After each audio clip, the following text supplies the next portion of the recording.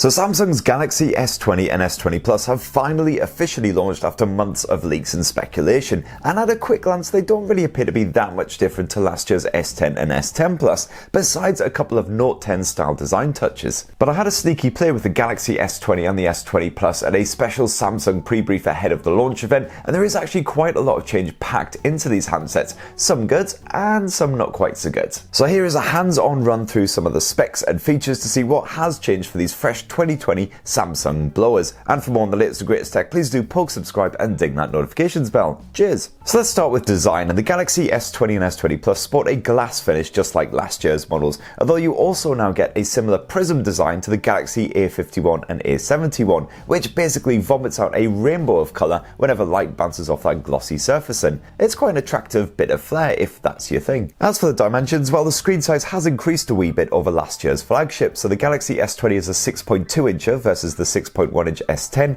and meanwhile the S20 Plus is a 6.7 inch beast versus the 6.4 inch S10 Plus. Thankfully, both smartphones also have slightly slimmer bezels around the front end as well, so the dimensions themselves haven't increased too much. The S20 in particular feels pleasingly compact compared with the S20 Plus and most other Android smartphones out there. In fact, the S20 Plus is definitely a lot more tricky to use one-handed. I almost dropped it a couple of times in just my hour's play session, which, let me tell you, in a room full of stern-looking Samsung execs is rather terrifying. I would not recommend it. And likewise, the weight hasn't changed up much over last year's flagships either. The standard S20 is 163 grams and the S20 Plus is 186, so just a smidgen heavier than the S10 family. And another design change for the S20 series is the banishment of that Bixby button from the edge of the phone. Like the new A-series phones, you now just have to long press the power button to call up Samsung's additional assistant. But unfortunately, the headphone jack has also been culled for these fresh new 2020 handsets. Boo. As far as general ruggedness goes, no concerns there. You got IP68 water and dust resistance just like last year, so shower selfies are definitely a go-go. Last year when the S10 family launched, they came in quite a wide selection of colours as well, but in the S20 it's a lot more trimmed back. So the standard phone comes in a choice of just grey, blue or pink, and meanwhile the S20 Plus comes in either grey, blue or black. Hopefully some sexy new shades will be launched later in 2020. Now both of these blowers sport Samsung's Dynamic AMOLED screen technology, complete with that infinity or pinhole camera just like the Note series. Personally, I preferred the old design on the Galaxy S10 with that pinhole camera wedged away into a corner. It felt a lot more pushed out of the way and less intrusive, especially when watching movies, things like that. But it is just a teeny wee speck here on the Galaxy S20 phones, so it's definitely not worth getting your panties in a bunch over. No change in the resolution. Both the S20 and the S20 Plus boast a Quad HD display for pin-sharp visuals, while those colours really pop with that AMOLED tech as well. But again, like before, you can opt for more natural hues if you prefer. The big upgrade here for the S20 series is the new 120Hz refresh rate, although you'll only be able to enjoy that in full HD resolution mode. And there's sadly no dynamic option to automatically boost the refresh rate when it'll be most helpful, so you'll just have to manually switch it on when needed and switch it off again if you'd rather preserve battery life. And both the S20 and the S20 Plus are fully HDR10 Plus certified as well, but sadly there is still no love for a bit of Dolby Vision action. Boo. Also new for these fresh Samsung flagships is the 240Hz touch response rate, which is great news for gamers. As soon as you touch that screen, you'll basically see an instant reaction, which is absolutely essential for fast-paced titles like PUBG Mobile and Fortnite. And that Game Booster feature is back in action as well to help you manage resources while gaming, record your gameplay and stuff like that. And in our pre-briefing session, Samsung said that it would be easier than ever on the S20 family of phones to switch between your game and whatever apps are running in the background, handy if you're using a bit of Discord to chat with your mates, something like that. Haven't had a chance to actually test this, unfortunately, but stay tuned for my full review to see what I think of that. Performance has of course been improved compared with last year's model as well. You get a fresh new 7nm octa-core Samsung Exynos chipset, at least you do here in the UK, which should provide a speed boost over last year's S10, and it certainly seemed very silky smooth in my hands-on session. That's no doubt helped along by the fact that the S20 comes with a base 8GB of RAM, but you can also pick it up in a 12GB flavour unlike last year's S10, and meanwhile the S20 Plus comes as 12GB as standard. Now last year you needed to upgrade to the mega-sized and mega-expensive Samsung Galaxy S10 5G model if you wanted that 5G connectivity, but all of the new S20 phones will come with 5G as an option. Apparently you can expect the specs and the design and everything to remain the same for those 5G variants. It'll just be a little bit more expensive because it's got that 5G modem shoved in there. As for the batteries, well, the standard S20 packs a 4000 mAh capacity cell, and on the S20 Plus you get a 4500 mAh battery, in both cases a boost over the previous generation Samsung flagships, which offered a 3400 and 4100 battery.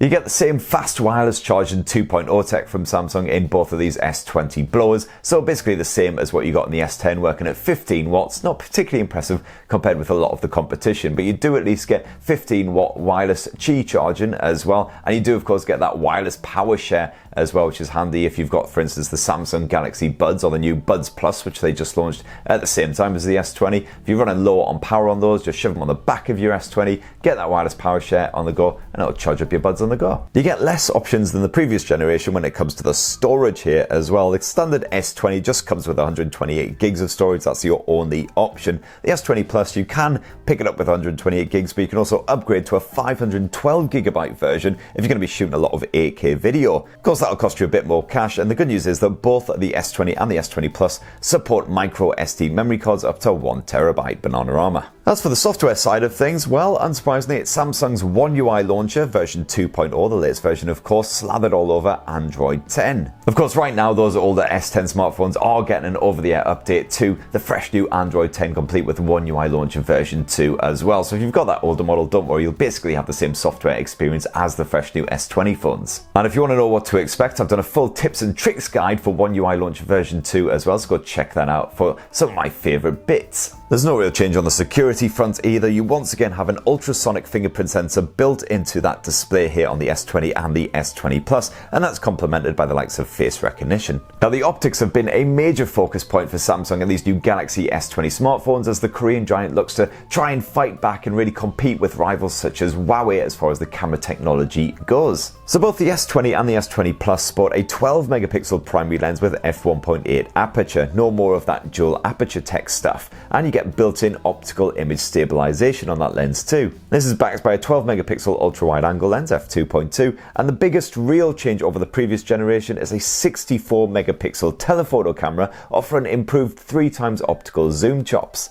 And the S20 Plus also adds a fourth depth vision camera lens to that setup, which is basically a time-of-flight lens as found on the Note 10 Plus, handy for that live focus video mode which blurs out the background in real time. You can shoot pictures all the way up to that maximum 64 megapixel resolution, or else 12 megapixel by default. And those 64 megapixel pics certainly look nice and sharp. Even in the tricky lighting of the demo room, they came out nicely, so definitely good if you want to blow up your pics or crop into a particular section without the final photo looking a bit grainy and rubbish. Now, if you swap to the telephoto lens, you can use Samsung's new space zoom feature, which gives you up to 30 times hybrid zoom in total, far more than the previous S10 family ever managed, although things are admittedly rather gritty at that maximum level. You've also now got 8K video capture for super fine home movies. And the good news is that you can also grab 33 megapixel photos from the video frames when you're viewing them back. That'll prove particularly handy in those tricky moments where you're not sure whether to shoot a video or take lots of pics. Basically just shoot your whole movie and then you can go back into that video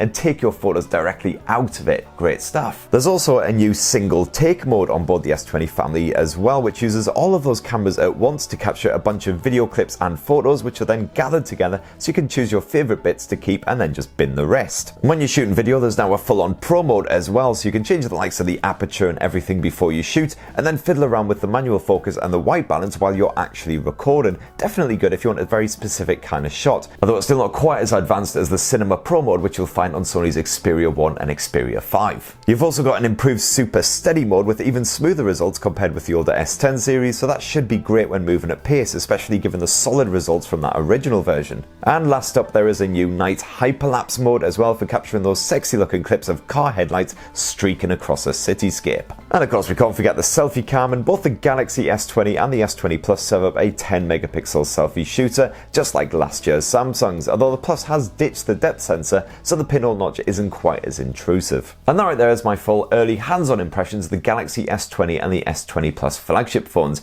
As you can see, quite a lot of differences compared with last year's S10 series, but is it enough to warrant a purchase? Well, over to you guys. What do you think? Are you tempted by the new S20s, or is there not really enough new stuff in there? It'd be great to hear your thoughts. Please do poke, subscribe and ding that notifications bell, and check out all my other S20 content as well, including an in-depth look at that camera tech and a comparison with the mighty Ultra model as well. Cheers everyone, love you!